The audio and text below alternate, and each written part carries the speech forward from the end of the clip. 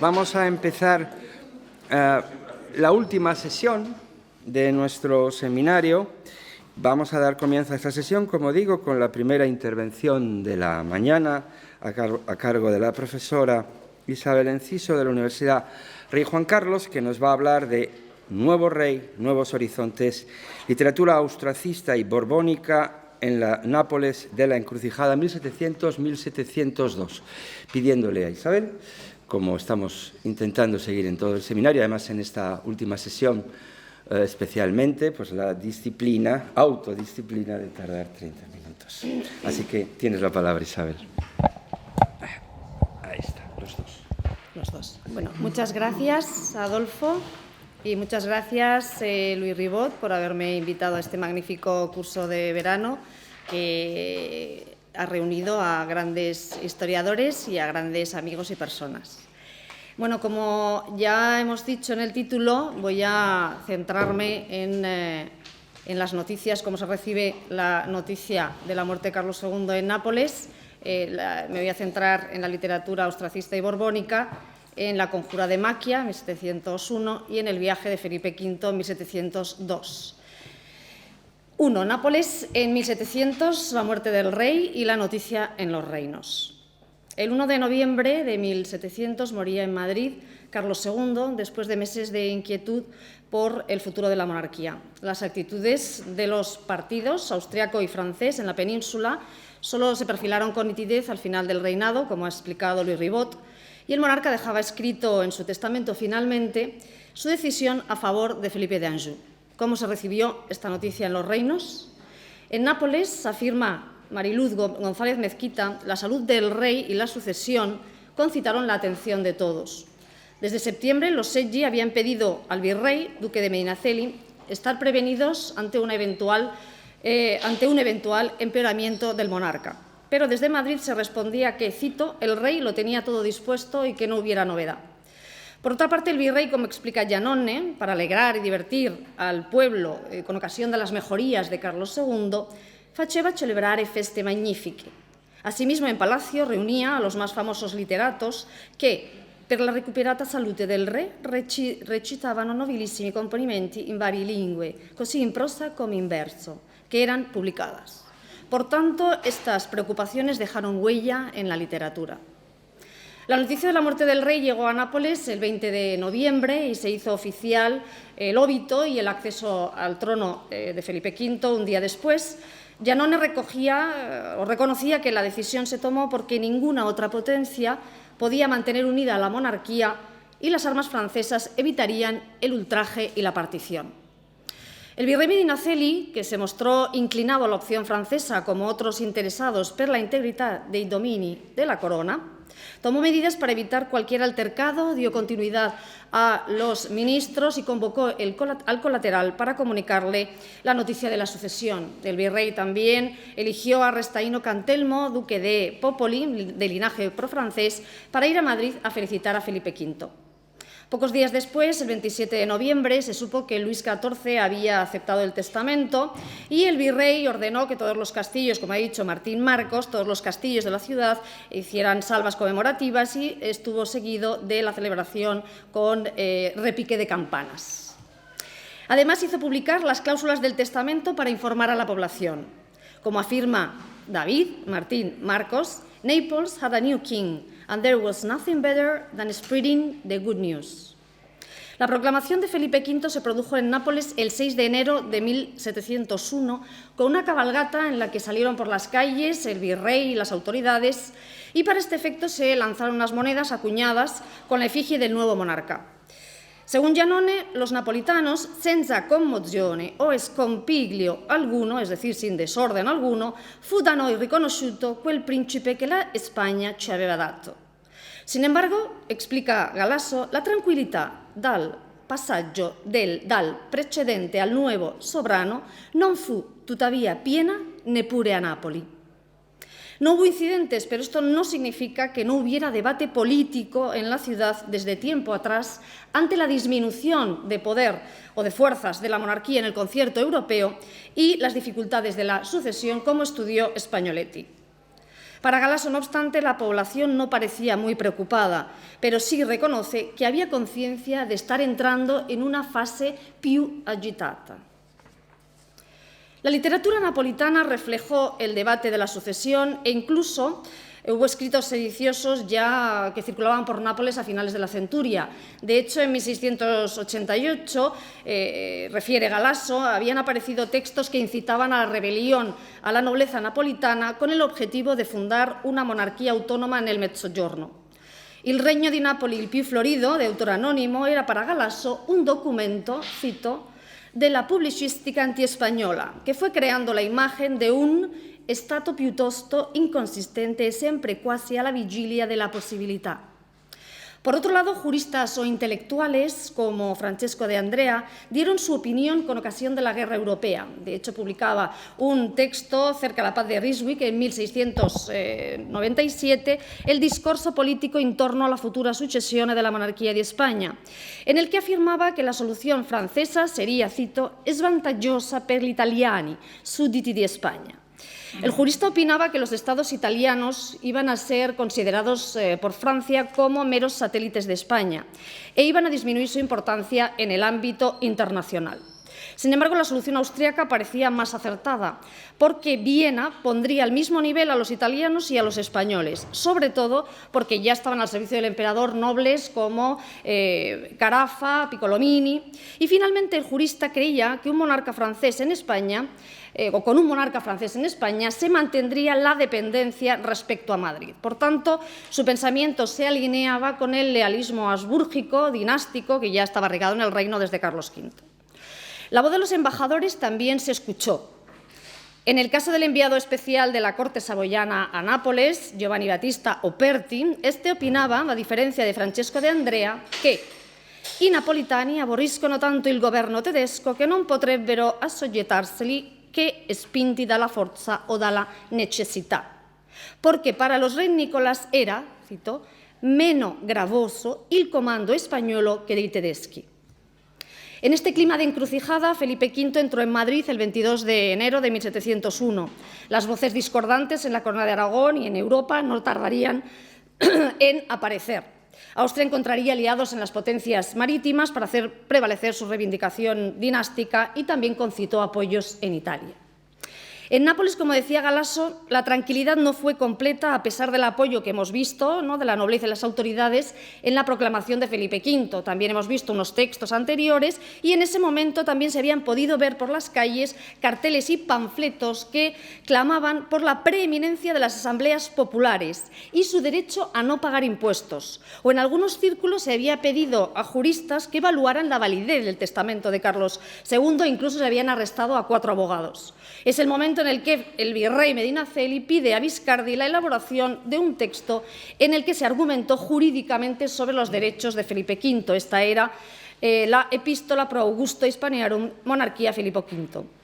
Otros textos jurídicos, como el de Castañola, incidieron en la legitimidad dinástica francesa por los matrimonios con infantas españolas, en dimostrazione dei diritti del católico e glorioso monarca Filippo V per la successione della monarchia di España.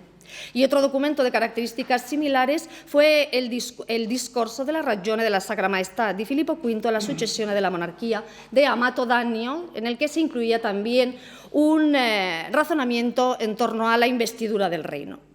Por su parte, los defensores de la Casa de Austria también invocaban la cuestión dinástica, pero también la amenaza de un nuevo Vespro o la imposición de la moda francesa, como en la obra de Tucci. Es decir, ya había consignas que indicaban cierto ambiente abierto a la novedad y la ruptura e iniciativas que intentaban rebatirlas. Otros memoriales incluso iban más allá y defendían el tránsito de reino a república. Estos fueron entregados al virrey, como el del duque de Carinaro, a la vez que circulaban otros textos satíricos de diversa índole, ¿no?, sobre todo de carácter filo-imperial. Francesco Savioni, residente veneciano en Nápoles, se hacía eco de estos escritos y también decía que el duque de Medinaceli no había tenido una reacción para tomar medidas. También aparecieron algunas monedas que se habían lanzado en la ciudad, esta vez con el nombre superpuesto de Carlos de Habsburgo. En estos meses, en los escenarios populares, también se movían rumores de levantamiento y desde abril incluso se cuestionaba la postura del virrey o de parte de la nobleza que se veía inclinada a la opción austracista para mantener mayor autonomía. En un periodo histórico en el que la opinión pública, lo veíamos con Luis Ribot, estaba en pleno desarrollo, textos de diversa naturaleza, jurídicos, satíricos, libelos, tratados, nos ofrecen las claves de estas dos posturas, austracista y borbónica, que dieron cabida a diferentes discursos creadores de opinión.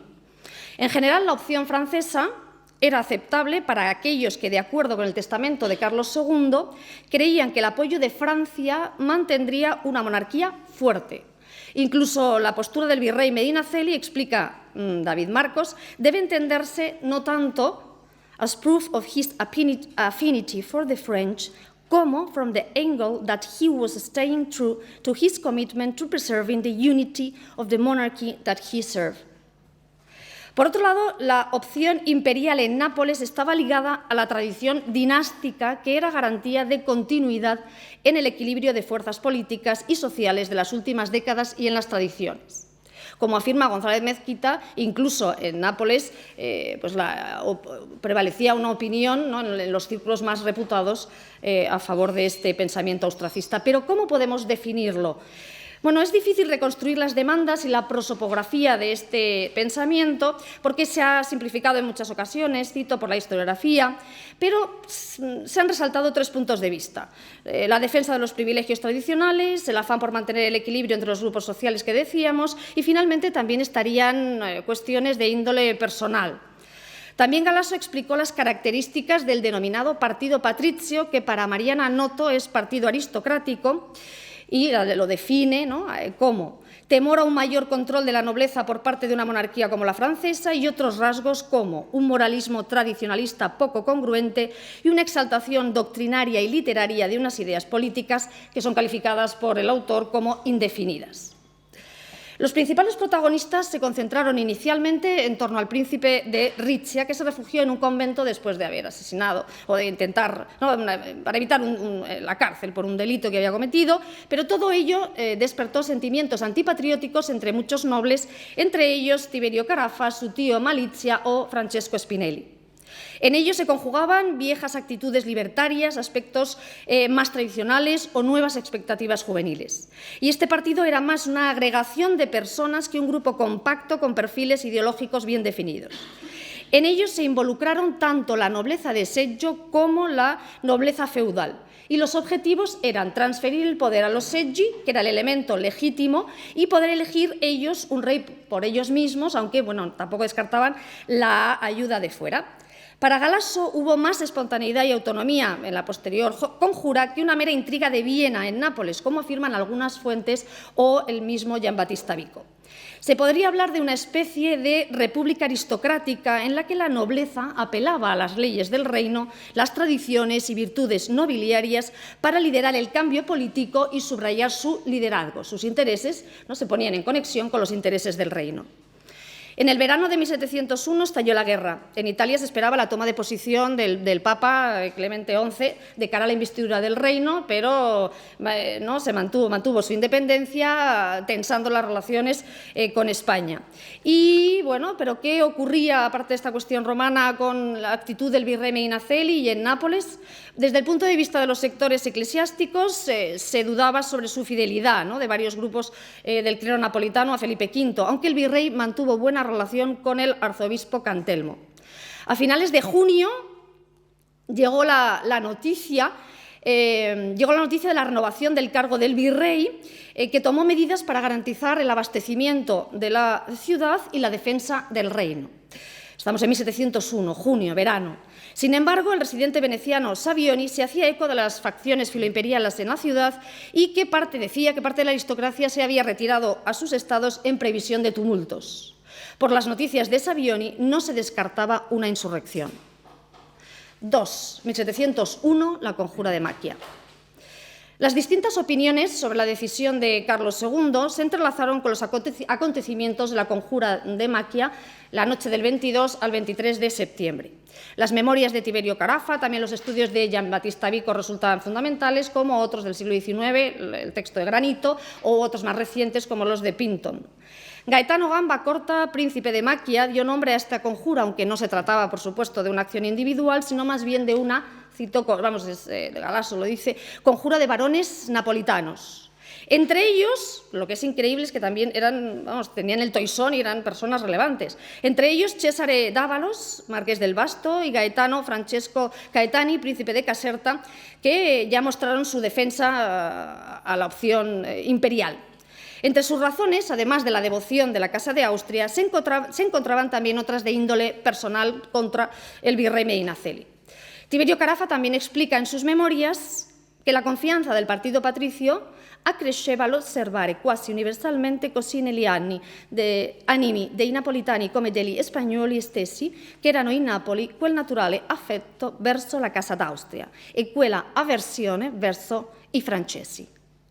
Con ello se ve, como ya observará Galasso, que este partido fue cambiando sus objetivos y que de los deseos de proclamar una dinastía autónoma e independiente pasó a formar parte de la lucha que enfrentaba a Borbones y Habsburgos en la Guerra Europea.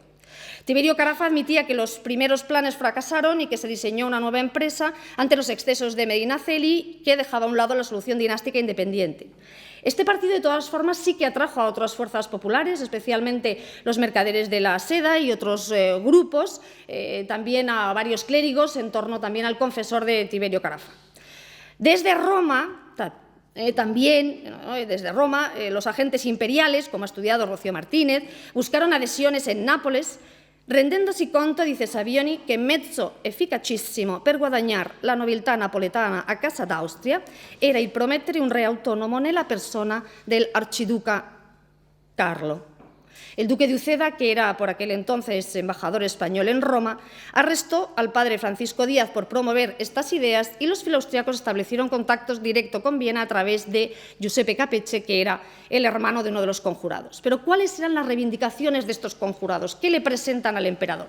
Bueno, le presentan una serie de cuestiones. Lo primero, que el rey Carlos gobernara Nápoles directamente, que se mantuvieran los privilegios del reino y los cargos en naturales, que se liberalizara el comercio exterior, que se agilizara la justicia, que se creara, y esto es interesante, una especie de magistratura como un Consejo de Estado formado por los diputados de las plazas de la ciudad, que obligara por consenso a dictar normas y leyes, que se restaurara el Parlamento del Reino, la autoridad de los Sette Uffici y que se organizaran los pagos militares, se reorganizaran dando cuenta al Senado y la ciudad.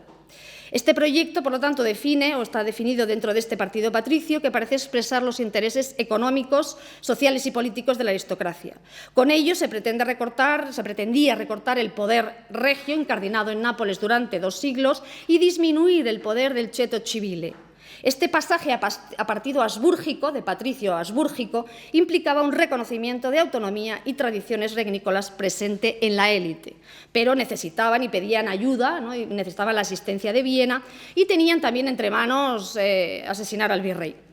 Mientras llegaron a Roma como emisarios imperiales en el reino Giovanni Carafa y Carlo de Sangro. Como hemos dicho, ya se habían establecido previamente acuerdos a través del marqués del Vasto, del príncipe de Caserta y de Giuseppe Capecce. A esto se unió el hermano del confesor de Tiberio Carafa. Las fuerzas imperiales en Italia estarían comandadas por Eugenio de Saboya, pero se necesitaba tiempo para reunirlas. Por su parte, los conspiradores pensaban que se tenía que actuar en secreto, como decíamos ayer, y rápido para que sus planes tuvieran éxito. Entre los conspiradores se reclutó entonces al príncipe de Maquia, aunque luego había estado de acuerdo con ellos desde el inicio, y esto se sumaba a los principales filoaustriacos a los que nos hemos referido, Giuseppe Capecce, los Ceva Grimaldi, Francesco y Bartolomeo Ceva Grimaldi, el príncipe de Riccia, el marqués del Vasto, el príncipe de Caserta, Giovanni Carafa, Francesco Spinelli, Carlo di Sangro y Tiberio Carafa. Ya a fines de julio se sabía algo, porque Savioni decía: si comincia già in qualche modo a passare all'azione sediziosa. El virrey Medinaceli inició las medidas represivas contra los sospechosos, pero mientras los conjurados consiguieron en agosto el documento que acreditaba la ayuda del emperador y la promesa del archiduque Carlos como rey de Nápoles. De esta forma se desencadenó la conjura del 22 al 23 de septiembre y inicialmente los rebeldes intentaron asaltar Castelnuovo, aunque estuvo protegido por el virrey, y Tiberio Carafa decidió continuar el asalto enarbolando el retrato de Carlos de Austria, y los escenarios de todas formas fueron múltiples porque se pudieron escuchar arengas en la Plaza del Mercado, en el Cármine, en otros lugares, y también los rebeldes se congregaron en San Lorenzo y se asaltaron las instituciones virreinales, se quemaron documentos, y decía Bulifón que debió ser tremendo, o sea, en un día y medio se quemó todo, ¿no? Porque se destruyó más, dice, que se lo hubieran hecho 1000 soldados en semanas. El virrey Medinaceli reaccionó con la ayuda de las fuerzas ciudadanas, los electos, el colateral, las plazas nobles y popular, la mayoría, la nobleza leal dirigida por el príncipe de Montesarchio, los franceses de la capital, y con ello la rebelión terminó en fracaso en tan solo 2 días y fue seguida de una dura represión. Se capturaron 200 personas en este instante, pero hubo más de 1000, dice Galasso, y se condenaron a muerte a los principales fautores, entre ellos a Carlo de Sangro. También hemos dicho que la participación del clero fue notable, incluso en las provincias, que no es solo en la ciudad, sino también en las provincias, que luego, de hecho, cuando algunos de ellos huyan, pues van a estar en Benevento y van a estar refugiados pues gracias a diversos clérigos, ¿no? Hasta que vayan o logren llegar a Viena. Mariana Noto explica este fracaso por... Y aquí entramos también en cosas que hemos dicho ayer. La ineficacia de la coordinación de la insurrección, por la falta de prudencia para guardar secreto de las negociaciones Roma-Viena, por la impulsividad en dar comienzo a la rebelión, hay que hacerlo ya o si no, no hay más opción, por la filtración de información a los españoles y por la ambigua actitud del emperador, sí te ayudo pero no llega la ayuda, y por el fallo en el envío de tropas. Francesco Spinelli, uno de los conjurados, escribía en estos momentos un manifiesto para defenderse de las acusaciones y exponía de primera mano su postura. En él explicaba que no debía obediencia a un rey sin investidura ni consenso de las plazas, ni del Parlamento, y otros alicientes eran la independencia y no volver a inclinarse ante un virrey, que los cargos se darían a los naturales y que se crearía un senado para administrar con eficacia la justicia. Por otro lado, la posición de otro de los conjurados, Bartolomeo Ceva Grimaldi, duque de Telese, la postura de Telese era abiertamente antiespañola y defendía la rebelión para terminar con la relación de dependencia de Nápoles. Se acusaba a España de enfrentar a nobleza y pueblo, de crear división interna y del auge de los togados. Si los ministros, los virreyes españoles, habían abusado de su poder con el freno de Francia, ¿qué no iban a hacer ahora?, se preguntaba. Estas ideas, como hemos visto, e inquietudes no tuvieron cauce, pero la propaganda imperial acusó al virrey de autoritario por esta represión. Poco tiempo después, en diciembre, llegaría el nuevo virrey, Marqués de Villena, y como afirma nuevamente David Marcos, en Nápoles se dejó no solo aparentemente un reino pacificado, lo diría luego Galasso, con la memoria de alianzas con el Cheto Civile. 3. 1702, el viaje de Felipe V a Nápoles. Soplo de aire fresco, ¿no? Todo era posible a la altura de 1702. La guerra en Europa ya estaba en marcha y en Nápoles se había reprimido una conjura que para Croce fue sostanzialmente un tentativo di ricossa dell'antico baronaggio in un tentativo reazionario. El nuevo virrey Villena llegó a Nápoles el 15 de febrero de 1702. En este tiempo, el anuncio de la visita de Felipe V al reino trajo nuevas esperanzas de estabilidad. Ya se habían producido estas noticias y no se había llegado a realizar ninguna visita, pero esta vez sí que los napolitanos pudieron disfrutar con la sua tanto da noi bramata presenza, ¿no?, que decía Bulifón en el Giornale del Viaggio, que es una fuente imprescindible para conocer los pormenores del viaje que se produjo desde el 16 de abril hasta el 2 de junio de 1702. La situación en el norte de Italia es lo que llevó al rey a tomar esta decisión. Con este viaje quería tanto asegurar su herencia, cito, como acudir al campo de batalla, cito. Una de las principales razones era conseguir la fidelidad del reino, porque ya desde 1536 no habían gozado de la presencia real. Y la iniciativa pudo partir del rey, pero es verdad que también en un momento dado Luis XIV también animó a su nieto y le dijo que su presencia calmaría la agitación del pueblo, ¿no?, que si desiderano ferventemente dividir di lor sovrano, y que no estimularía a aquellos tórbidos, ai torbidi, que habían mostrado la esperanza de avere un loro re particolare. Además de las fuentes italianas, el secretario de Despacho Universal, Antonio Cristóbal de Uvilla y Medina, dejó nota de todo lo ocurrido, y entonces es un libro que es una propaganda pura y dura, pero eso no le resta valor histórico, como dice Pérez Samper, que ha estudiado el viaje. El día 17, el marqués de Villena fue a Baia a dar la bienvenida a Felipe V y fue ratificado en el cargo. El rey hizo su entrada en la ciudad con aclamación del pueblo, salva, sonido de campanas, entró en el palacio, se cantó el Te Deum en la capilla, hubo besamanos, salió al balcón, fue aclamado por los soldados, luego recibió la ciudad y cenó en público. Bien, Felipe V pudo disfrutar en este mes y medio de Nápoles, de sus gentes, sus calles y sus costumbres.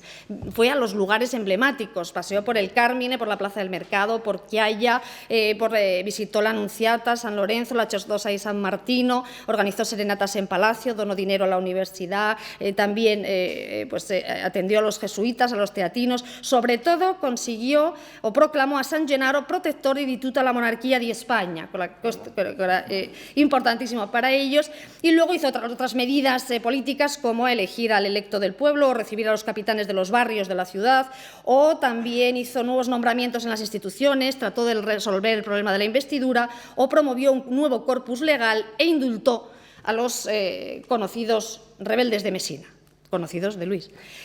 Un mes después, el 20 de mayo, tomó posesión del reino. Esta ceremonia, bueno, aquí sí que se visualizó esa duplicidad entre virrey y rey. El rey entró a caballo, vino desde Poggio-Reale, entró por Porta Capuana y allí le esperaba el dosel, la silla, el bufete y todo cubierto con alfombras y las armas del rey, de los reinos, la flor de lis. Iba acompañado del duque de Medina Sidonia, de Villena, del condestable Colonna, del príncipe de Avellino, del príncipe de Satriano, y fue recibido por el arzobispo de Nápoles y los electos que le entregaron las llaves de la ciudad.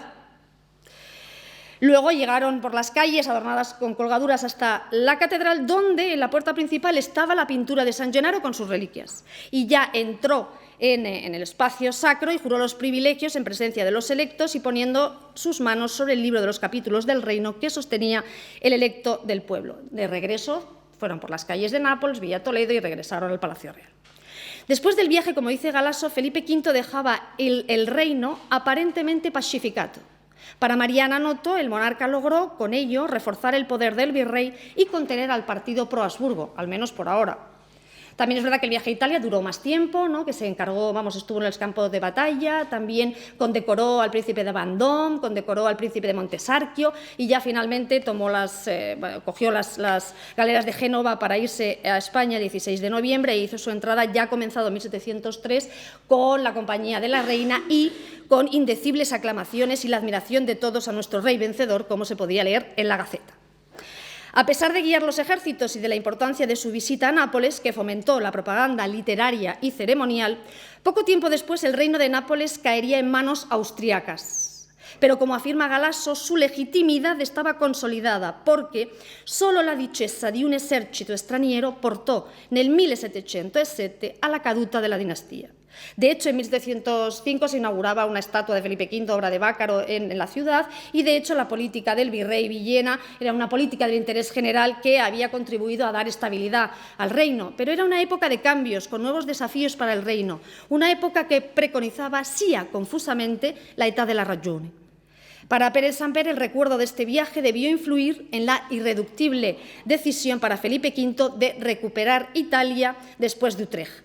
Nuevos horizontes para un nuevo rey y sus reinos. Epílogo. Hemos visto que en el contexto de esta guerra de sucesión el destino del reino de Nápoles se estaba dirimiendo, se daban voz a las dos posturas. Sin embargo, había en estas dos opciones elementos contradictorios. No deja de ser contradictorio que los franceses habían sido los principales rivales de los españoles en el reino. Angevinos, Valois, Guisa. En este contexto, parte de los napolitanos apoyaron al gobierno elegido desde Madrid, que daba paso a una dinastía francesa. Esto demuestra, o yo me pregunto, como hacía Pepe Guillén, que había lealismo hacia la monarquía española más allá de la dinastía. Porque además también había reivindicaciones, ¿no? Con la legitimidad del testamento, había la reivindicación por los derechos de los matrimonios, eso sí. Pero, bueno, desde esta perspectiva, de todas formas, se mostraban las consecuencias negativas de un posible reino independiente y las bondades del gobierno español.